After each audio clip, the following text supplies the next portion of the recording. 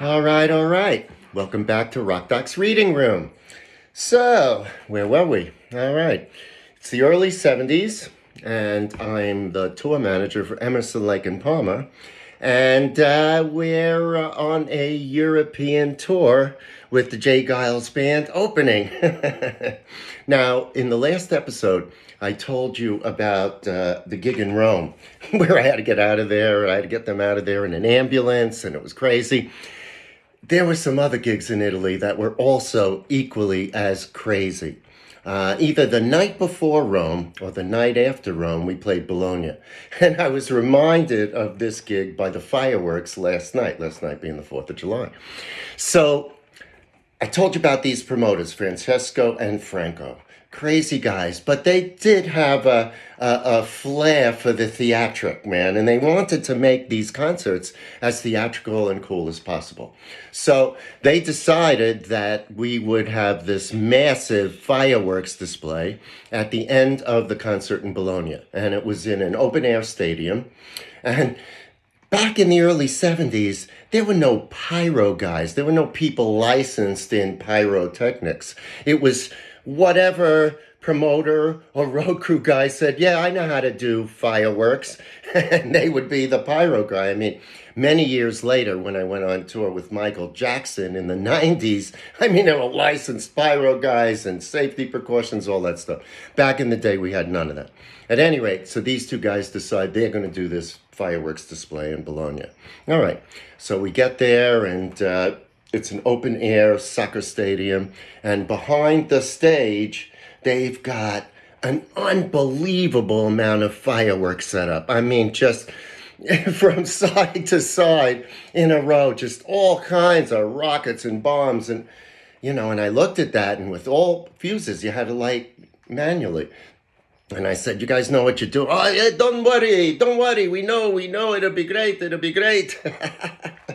So the show goes on, and we get to the end of the show, and, it's all about timing, and so they light the fireworks, and the first couple don't go well. They go all over the place. One almost hits Greg Lake. He's got to jump to avoid the damn fireworks. Lucky it didn't hit anyone in the audience. But then they started to light them all. And I don't remember what song we ended with, but it was spectacular. And unbelievably, as they finished the last note, the last shell exploded. It was magical, man.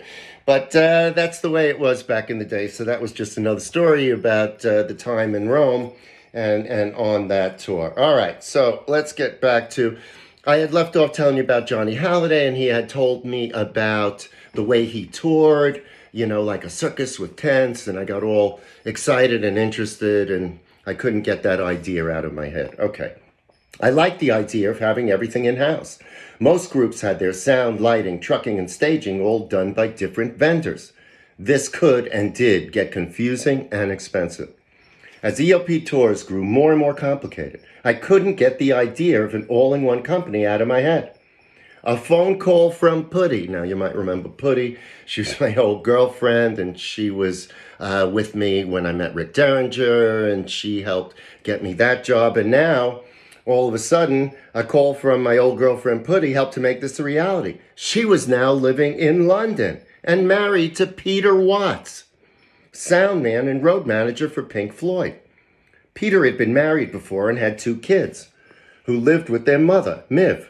Naomi Watts, the older of the 2, went on to become a famous actress. But unfortunately, Peter died of a drug overdose in 1976, years before she became well known. So I get this call, and, I couldn't believe it. and Peter, he was a road manager, and I was a tour manager. We got along famously.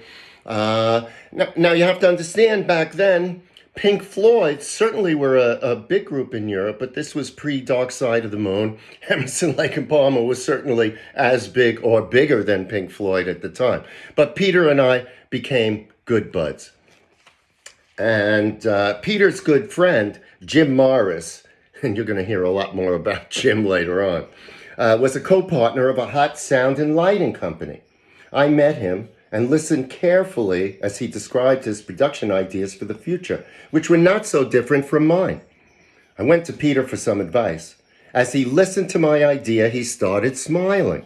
It turned out that Jim's partner, a technical genius named Bill Kelsey, wanted to strike out on his own. This meant Jim would be left with all of the sound and lighting equipment, and he was looking for a new partner. Jim and I joined forces and became Circus Talents Limited. This was, when we formed the company, this was well after that European tour. I continued working for Emerson, Lake and Palmer, and then we did the European tour. We went back to England for a while, and then right before they went to Japan, I left to form this company. I met Peter, though, early in the time when it was about a month after I'd gotten to London. And I was still living in Greg Lake's house, Greg Lake's Muse house. He was nice enough to let me live there.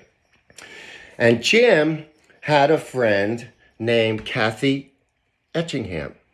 Now, you might recognize the name. Kathy Etchingham was probably the most famous of Jimi Hendrix's girlfriends. There's many pictures of Kathy and Jimmy. She was really his main girlfriend. Not when he died, she wasn't around. But Jimmy and Kathy were solid, and they had a solid relationship. This was, of course, after Jimmy died. When I met her, she had a house for rent out by the airport in a little place called Heston. And so I met Kathy. She was nice and showed me the house, and I rented the house. We got to be quite friendly, and we even had a little thing. But the interesting thing about it was, she would come over at night and tell me stories about Jimmy. And I wish I could remember them now. But it was an incredible to listen to her and to listen to those stories of early Jimi Hendrix. And then, it's interesting because now I live in Woodstock, and right diagonally across the street from where I live is the house that his manager, Michael Jeffries, had during the time that Hendrix was in Woodstock. And Hendrix really spent most of his time at that house, and it's called the Hendrix House. So I never got to meet Jimmy, and of course my friend Mario Medius, the Big M, he knew Jimmy back in the day, Jimmy James and the Blue Flames, so I've heard all kinds of stories. I feel like I know Jimmy. Kathy, the house across the street, Mario, but of course I didn't know him, and at least I got to hear those good things about him. All right, where was I? Now, there was one more piece of the puzzle talking about my company. Transportation. My father had been watching my career from the sidelines. At first, he disapproved. When I left college to join Edgar Winter, he took away the car and money and didn't speak to me for a few years. It was different now. He understood that what I was doing was real. He had seen me go from road manager to tour manager. Now I was creating a serious business, and he wanted in. Not only did he agree to participate in Circus Talents, but he also wanted to come on tour. Emerson, Lake and Palmer became our first big clients, and I went to talk to Greg Lake about my father coming on the road. Much to my surprise, he was all for it. Greg was very much of a family man, and he was interested in my on-again, off-again, father-son relationship. All right, I'm gonna actually stop there, because from there, I go into the tour that my father came on.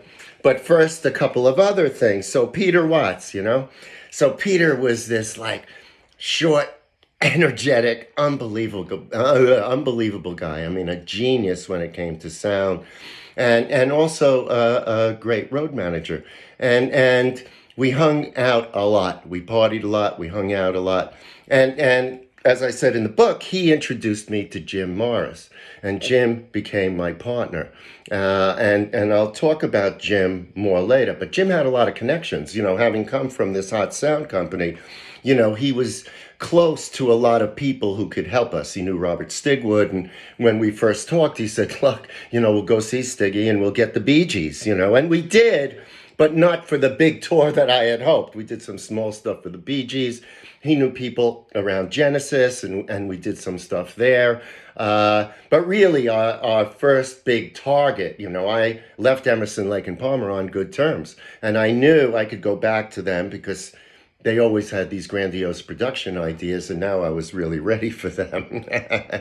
In terms of Pink Floyd, Peter and I were friends, and I never thought of approaching him to do anything with Pink Floyd because I knew that they did everything in-house. But as you'll hear later in the story, stuff happened, and Peter and I partnered up, and I did ultimately work on the Dark Side of the Moon tour, and Peter and I did things after that.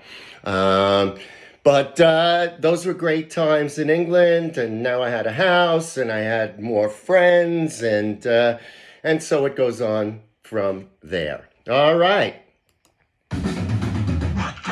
That's pretty much it for today. I hope you enjoyed it. Please join me again next week for another episode of Rock Doc's Reading Room.